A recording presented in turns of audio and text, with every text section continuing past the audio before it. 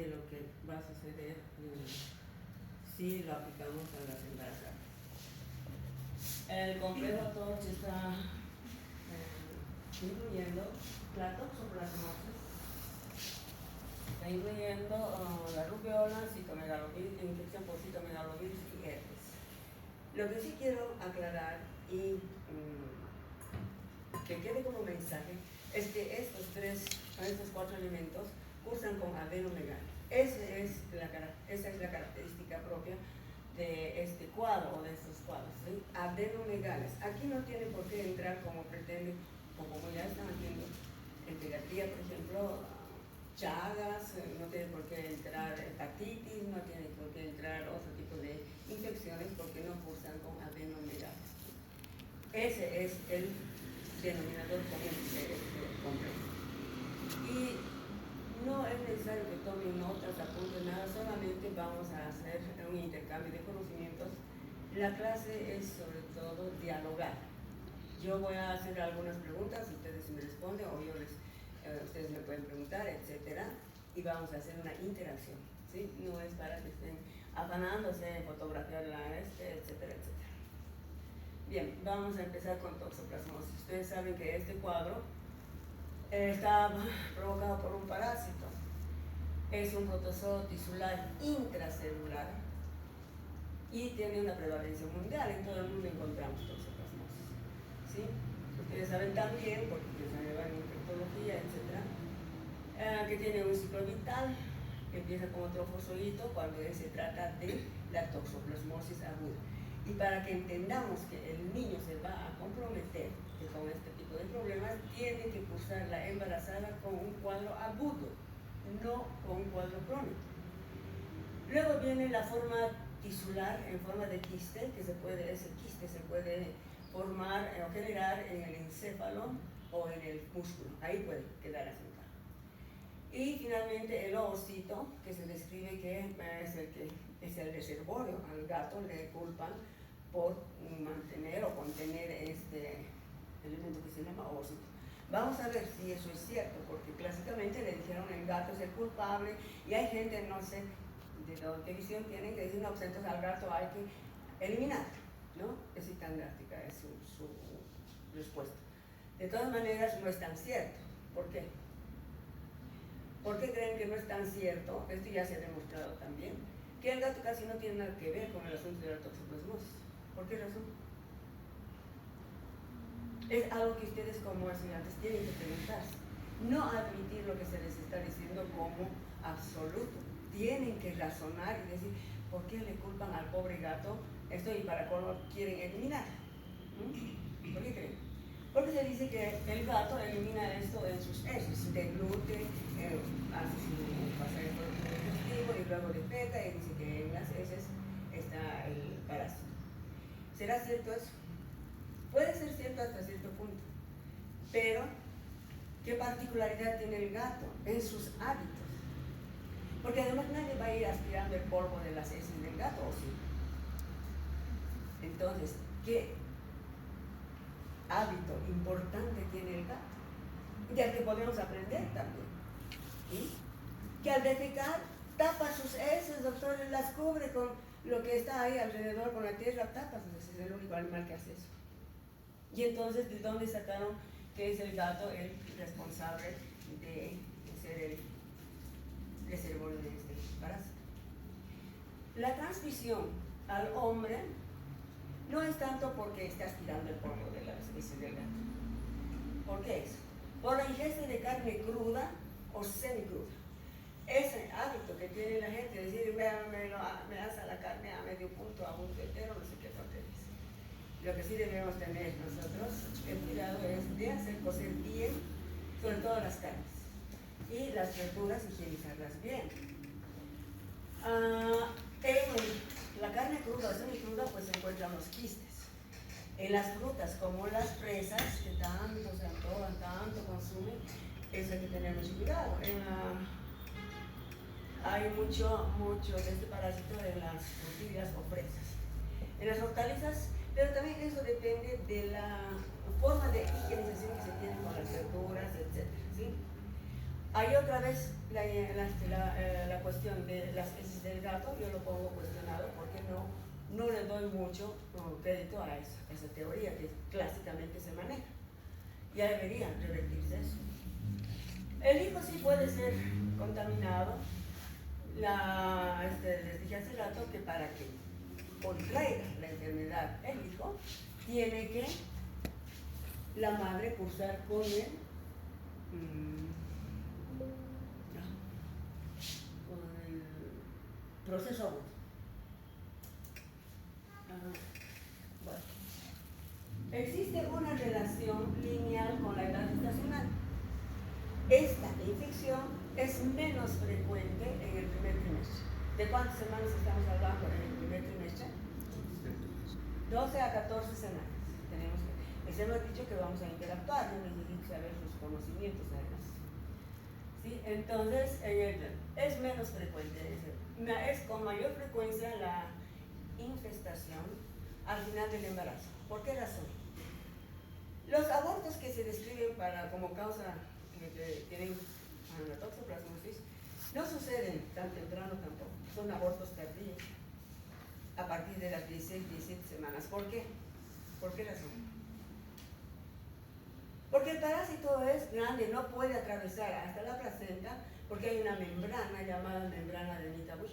No se afanen tanto en fotografiar y cosas, les he dicho que vamos a dialogar, la clase es dialogar.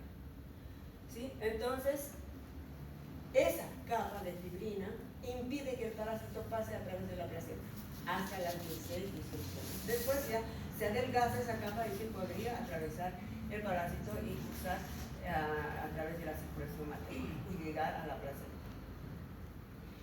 Entre las 14 y 28 semanas, si sucede la infección, se manifiesta con trastornos oculares, pero sobre todo de tipo funcional, ceguera, ¿no? Aunque se describe la formación de cataratas. La infección entre la semana 28 y más sí puede determinar lesiones craneales, pero menos graves de tipo funcional. Pero sí se puede ahí quedar enquistado el parásito, ¿sí? Y posteriormente dar una serie de problemas funcionales, etc. Efectos en el embarazo. En el embarazo se puede provocar un aborto, pero son abortos tardíos, entre las 16 a 20 semanas. Generalmente provoca que el huevo se muera o el embrión se muera, y entonces estamos hablando de un aborto retenido o un embrión muerto retenido. Puede provocar muerte perinatal. ¿Cuál es el concepto de muerte perinatal? ¿De qué estamos hablando? El término perinatal dice, alrededor del nacimiento. Pero ¿cuál es el concepto? ¿De qué seres estamos hablando cuando hablamos de perinatal?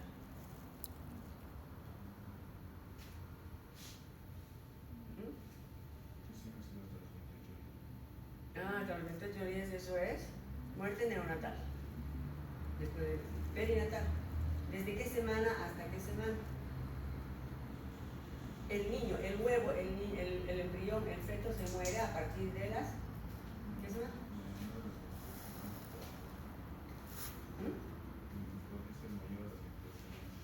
20 semanas. También hemos corregido con el ITS, de práctica. Prácticamente hablaban desde las 22 semanas, pero la FIGO, que es la Federación Internacional de Ginecología y Obstetricia, ha corregido eso y ha determinado que se tomen en cuenta todas las muertes que ocurren entre las 20 semanas, porque si no, ¿dónde quedaban los que se morían entre las 20 y 22 semanas? En el limbo. ¿Vale? Entonces se los toma en cuenta desde las 20 semanas hasta los 7 días de nacido. Esa es la muerte perinatal, alrededor del nacimiento. Entonces, ¿puede provocar eso? Puede provocar que el niño nazca prematuro o que por algunas circunstancias se produzca un retardo de crecimiento intrauterino o restricción del crecimiento intrauterino, que es lo que quiere manejar la escuela chilena. No le vamos a hacer caso. Puede cursar con hidros fetales. ¿Qué es hidropesía, doctor? Hidros fetales, cuando yo hablo, estamos hablando ya de una cosa más concreta. Pero en general, ¿qué es hidropesía? Acumulación de líquido. ¿Una qué? Acumulación de líquido. Cursa así con edema. ¿Dónde, doctor? En el tercer espacio. Cavidades. ¿Qué pasó? ¿Dónde acumula líquido? Estamos hablando del pelo. En sus cavidades, pero también se presenta con crecimiento anormal de órganos importantes, ¿como qué? Como el hígado, el vaso, la placenta y el cordón umbilical. Yo creo que no les hayan hablado de eso, del tema de cuál es la patología que más puede provocar ese tipo de hidropesía. Que no es precisamente la toxoplasmosis. ¿Cuál es la patología? Ya estamos acabando con el curso, ¿no? ¿Qué pasó? Bueno, ¿dónde estamos? Hidrofetales, ¿no? Ahí está escrito, dice, hepatoesplenomegalia, va a haber calcificaciones, ascitis en las cavidades, etcétera. Oligoamnios o poligramios puede resultar. Entonces nosotros vamos a ir escuchando eso. El mayor problema que se puede presentar con hidrofetales es la eritroblastosis fetal, ¿no? O la incompatibilidad al RH o al factor ABO. Pero también puede presentarse en el Chagas, puede presentarse en este tipo de problemas como es la infección por toxoplasmosis. En el recién nacido, cuando ya nace el niño, ¿cómo lo podemos encontrar? Presenta petequias. ¿Qué son petequias? ¿Ya han llevado dermatología? No. En el anterior semestre. Dermatología. Las cirugías iban a llevar porque Son Pero sí manchas. nos toca la siguiente especialidad. Manchas color violáceas. de acuerdo. Hepatoesplenomegalia va a presentar ictericia, sobre todo porque hay una afectación del hígado y retraso del desarrollo psicomotor y mental. Eso es lo que presenta ahí. Pero ya les recalco, les digo que este problema, para que afecte, comprometa al feto, tiene que ser que tiene la paciente que cursar con el proceso agudo. ¿Y cómo vamos a reconocer que la paciente está teniendo la enfermedad aguda? ¿Qué tiene que presentar la embarazada? Tiene que presentar una serie de sintomatología para que sospechemos que está teniendo toxoplasmosis. Y ya les digo, otra vez les recalco, el asunto de la adenomegalia, eso es importante que se deba reconocer. Va a depender del estado inmune de la embarazada, dice, ¿no? El compromiso. ¿En qué estado inmune está la embarazada? Inmunodeprimida. Deprimida, de acuerdo. Ha perdido bastantes defensas precisamente para contener y aceptar el nuevo feto. Debe cursar con parasitemia. ¿Eso qué quiere decir? Que el parásito tiene que estar circulando por la sangre materna para que pueda atravesar la placenta y llegar al feto. Cursa con fiebre. Embarazada que tiene fiebre, mialgias, erupción cutánea de cualquier tipo, puede ser tipo alérgico, etc. Tiene que hacernos sospechar algún problema infeccioso. Pero si además se añade la linfadenopatía, que puede ser local o generalizada, generalmente es retroauricular, occipital, y nos hace pensar que podría tener toxoplasmosis. Podríamos pensar, además, si existen algunos otros datos. Si hallamos esplenomegalia o existe la historia de abortos o morfinatos, podemos pensar que esa embarazada está teniendo toxoplasmosis y está en riesgo el niño a partir de la semana 36 mitad. La afección fetal, cuando sucede el compromiso, se va a presentar con fiebre, cuando nace va a presentar convulsiones, puede presentar hidrocefalia, microcefalia, retinitis. La retinitis no la vamos a poder detectar ni siquiera por ultrasonido. Pero sí, la hidrocefalia y la microcefalia sí la podemos detectar si le hacemos un estudio ultrasonográfico a la paciente. Que siempre le hacen, ¿no? Ustedes ya están aprendiendo que todo es a base de la tecnología y sin ultrasonido no hacen nada. Pero yo insisto en que debemos aplicar siempre la clínica. Calcificación cerebral, si retardo mental, se supone que se va a tener, el líquido cefalorraquídeo va a estar anormal, ¿no? Entonces son dos mensajes. La señora tiene que cursar con parasitemia para pensar que, y con la sintomatología que hemos mencionado, para pensar que la paciente está tiene que tener el proceso agudo, no el crónico. ¿Cómo hacemos el diagnóstico? Ahí dice. Clínica. La clínica lo sospechamos en la paciente que tiene todo lo que hemos mencionado. Podríamos aislar el parásito, sería lo ideal, pero nunca se hace. Los laboratorios no pueden aislar el parásito. ¿En base a qué hacemos el diagnóstico? En base a la serología. ¿Sí? Aquí buscamos o hacemos una prueba de Saline-Bergman, podemos hacer una prueba de fijación de complemento y las pruebas de los anticuerpos fluorescentes. ¿Pero qué nos interesa de estas pruebas? ¿Qué detectamos? ¿Qué detectamos? Anticuerpos, ¿de qué tipo? IgM, ¿por qué, doctor? Porque solamente en fase aguda va a ser la... Eso, los IgM son los que nos interesan, tenemos que saber interpretar el análisis. Y si están bajos los IgM y sin embargo están altos los IgG, ¿qué pensamos? Infección pasada. Y tiene defensas, ¿no? Ha estado en contacto con el parásito, pero ha producido defensas. Por tanto, esa es la interpretación, el IgM. Es común que nos remitan las pacientes, que nos deriven las pacientes, tiene toxoplasmosis, necesita tratamiento, así nos derivan de los centros periféricos, etc. Solo porque sale positivo el IgG. Entonces nosotros tenemos que tener el cuidado de repetir la prueba, hacerla más confiable y ver si realmente necesita tratamiento. Eso del tratamiento también es cuestionable. Eso lo tenemos que saber analizar y ver si realmente va a servir el tratamiento o no va a servir. Se describe una serie de tratamientos que a veces son inefectivos y a veces hasta tienen efectos colaterales indeseables tanto en la paciente como en el producto.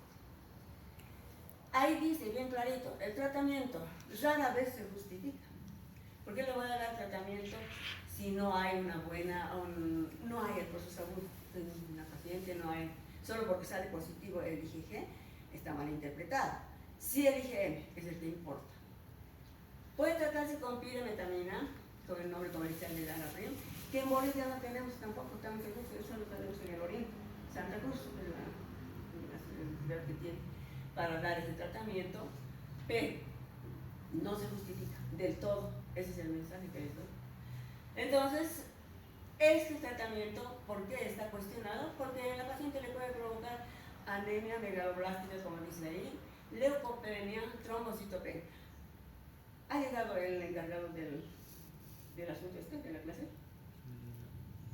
Porque necesito que me dé el apuntador. La secretaria me dijo que iba a tener apuntador por si yo me traigo eso. De todas maneras, ahí está claro. Imagínense lo que podemos provocar por dar tratamiento, ¿no? ¿Y dónde vamos a actuar? ¿En el ósito? ¿En el oquiste? ¿Dónde? Eso es lo que tenemos que averiguar y generalmente no sabe dónde se puede actuar. También le puede provocar vértigo, cefalea, náuseas, vómitos, diarrea y erupción cutánea. Una cosa importante que tienen que tomar en cuenta es el que interfiere con la síntesis de ácido fólico. Inhibe la síntesis de la enzima dihidroreductasa. ¿Por qué es importante esto? Esto es el compromiso de la síntesis del ácido fólico. ¿Dónde actúa? ¿Qué es el ácido fólico? ¿Qué es el ácido fólico? Mañana tenemos clase tarea para mañana. Así que, si no sabemos qué es el ácido fólico, dónde funciona, cómo funciona, ¿qué vamos a hacer? Estamos... Doctora, el ácido fólico vendría a ser una enfermedad de participa principalmente en la síntesis de huesos. Ahí está, es mi alumno en práctica. Sí, ya han averiguado eso. Pero no es posible que no sepan, doctores, la vitamina, lo que hace la vitamina D, el ácido fólico. Si no hay ácido fólico, estamos mal estructurados desde el ADN. Podemos utilizar, en caso de que no haya este asunto de del daraprim, etc., sulfonamidas. El trimetoprim puede ayudarnos en combinación con las azúcar, pero también tiene sus efectos colaterales, náuseas, vómitos, diarrea. puede causar el exantema, eritema y puede hacer confundir. Esta reacción puede hacer confundir con un proceso agudo de la enfermedad. Así que mucho cuidado. No es que porque sale positivo necesita tratamiento. ¿Sí? Esto está un poco en controversia con lo que ustedes han podido escuchar hasta ahora. Pero les invito a que hagan análisis crítico de lo que leen y de lo que se les está diciendo.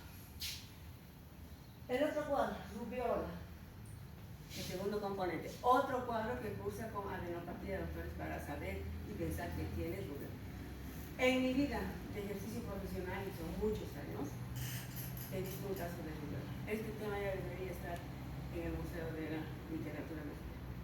Pero siguen hablando de rubiola y no avanzamos, ese es el problema. La rubiola, ¿por qué virus está dado? Por el llamado virus rubiola. ¿Quién descubrió este virus? En infectología les han bacteriología, inmunología también. ¿Ah? ¿Y cómo se descubrió? En forma casual, por el doctor Gregg, que empezó a atender una cantidad de niños que nacían ciegos y empezó a investigar y descubrió que había un virus que estaba haciendo estragos en los productos de la gestación. Después del mismo comportamiento de todo virus, de 14 a 21 días, incluso un poquito más, hasta 28, puede aparecer erupción, maculopapulosis en la cara, fiebre. En la embarazada, aquí otra vez estoy hablando de la embarazada, que tiene que cursar con el proceso agudo, que tiene que cursar con viremia, circulando el virus a través de la sangre de la paciente.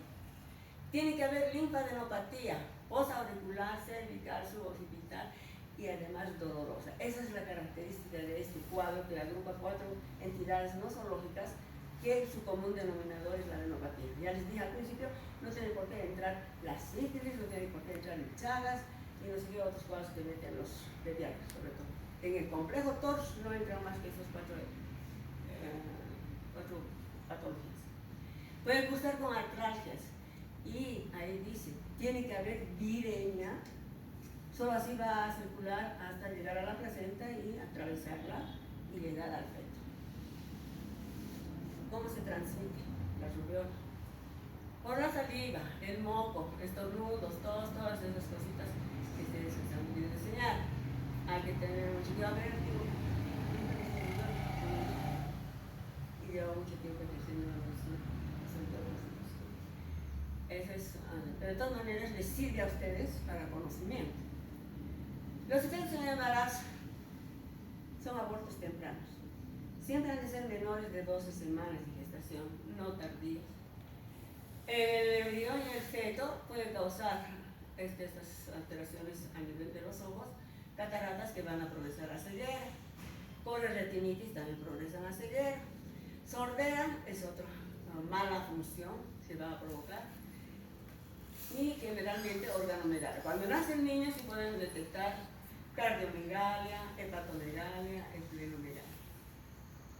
Y podríamos detectar y presumir que sí tiene este problema cuando ultrasonográficamente encontramos que el niño puede tener microcefalia, que sí va a acabar en retardo mental, o lo contrario, macrocefalia, etcétera, con distensión de los hemisferios cerebrales, calcificaciones, etcétera. Todo eso se podría encontrar si el feto está realmente muy comprometido. El diagnóstico también se lo hace por serología, por todas esas pruebas que ustedes están viendo. Y aquí nuevamente, la titulación del anticuerpo IgM es lo que importa. M para decir si está con este proceso, es la infección aguda y si le va a causar problemas. Esta prueba, de todas maneras, para la rubiola se puede repetir en 2 semanas si es que sale un resultado dudoso.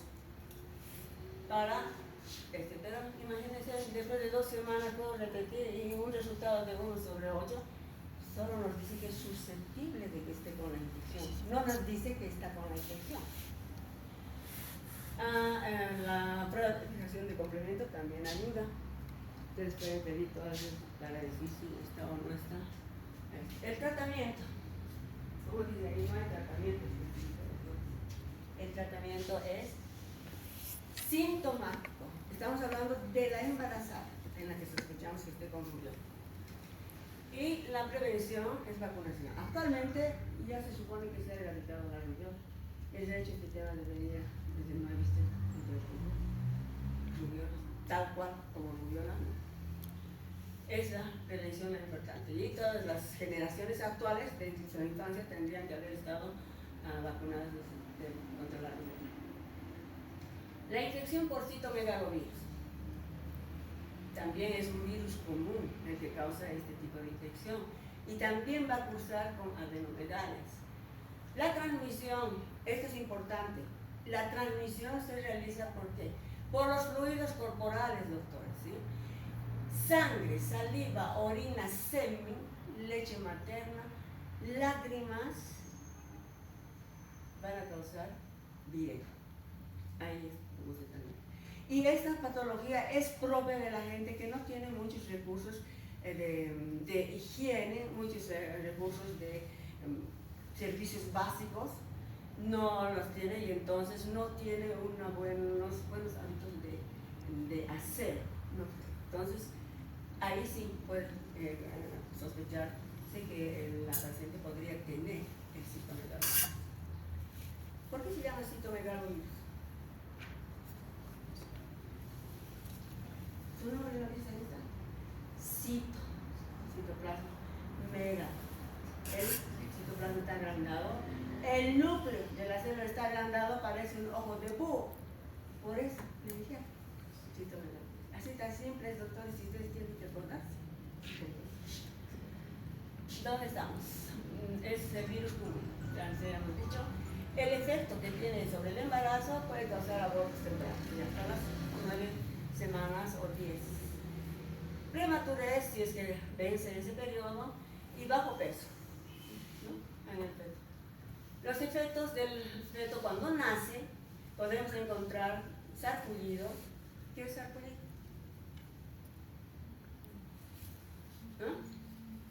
Entonces, ¿cómo podemos hablar?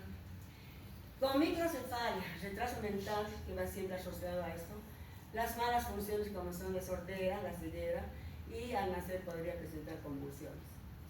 También las megalias están aquí presentes, y hay manchas púrpuras en la piel. Eso es lo que hace sospechar, entonces, las manchas púrpuras en la piel del producto. ¿Por qué tendría que tener esas manchas púrpuras? Se piensa en todo, que dicen que están con trombocitopenia, con... Esto es lo que primero que deberían sospechar. En la clínica, les he dicho, siempre va a cursar la embarazada con adenopatías cervicales, occipitales, retroauriculares, etc. Puede cursar con fiebre, anorexia, fatiga, mialgia, erupción cutánea o dinofagia. Tiene que pensar en que la paciente puede tener un cuadro viral. El diagnóstico también se hace por serología. Y las complicaciones, el tratamiento generalmente es sintomático en la paciente. Tiene fiebre, le damos para bajar la fiebre, etcétera, etcétera, pero no hay un tratamiento específico. Es virus. ¿Podríamos utilizar antivirales? ¿Qué antivirales conocemos? Ciclovir, Barciclovir. Podríamos utilizar, se describe que podríamos utilizar, pero no son efectivos, no tienen lo que esperamos para controlar el problema. Pero sí, digamos, un proceso muy comprometido podría llevar a una neuropatía, cardiopatía y hasta el síndrome de Guillain-Barré. ¿En qué consiste el síndrome de Guillain-Barré? ¿Ya han llevado esto? ¿Neurología? ¿No? Bien. La infección por herpes. ¿Qué es el herpes? ¿Cómo se manifiesta el herpes? ¿Qué lesión típica tiene todo herpes? Herpes labial, herpes genital, lo que sea.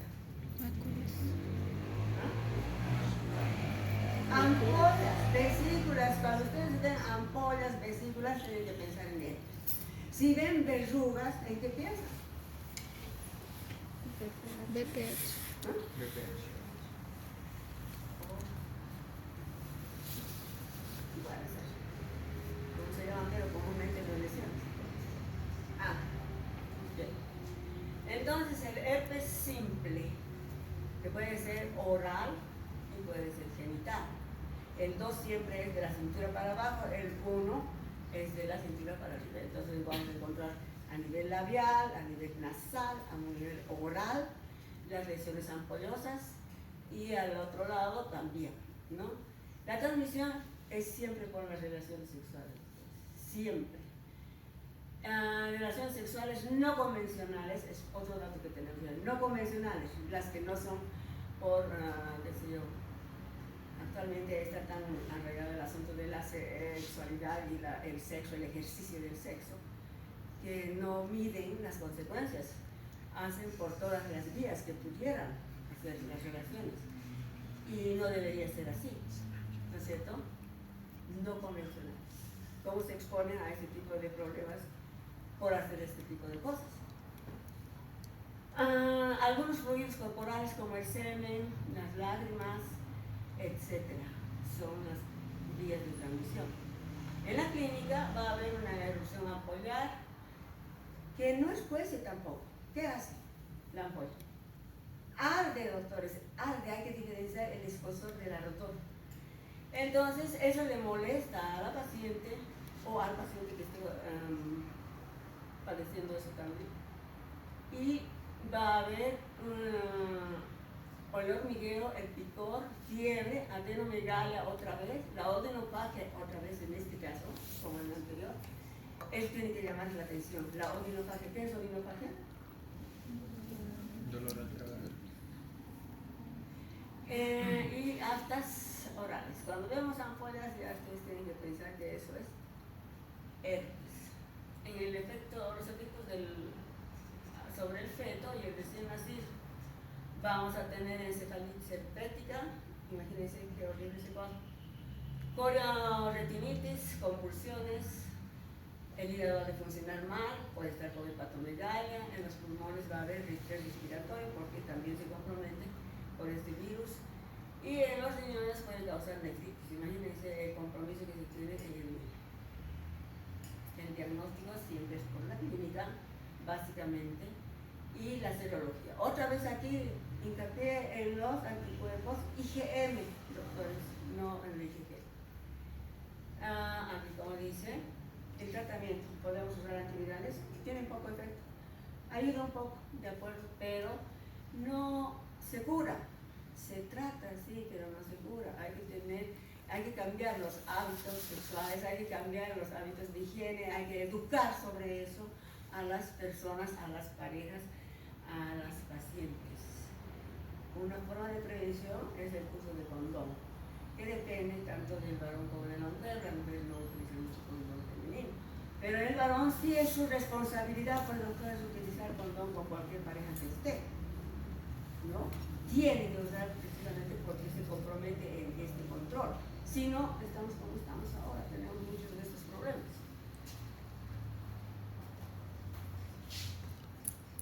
Bien, eso es todo por hoy, mañana nos vemos. Les agradezco la presencia.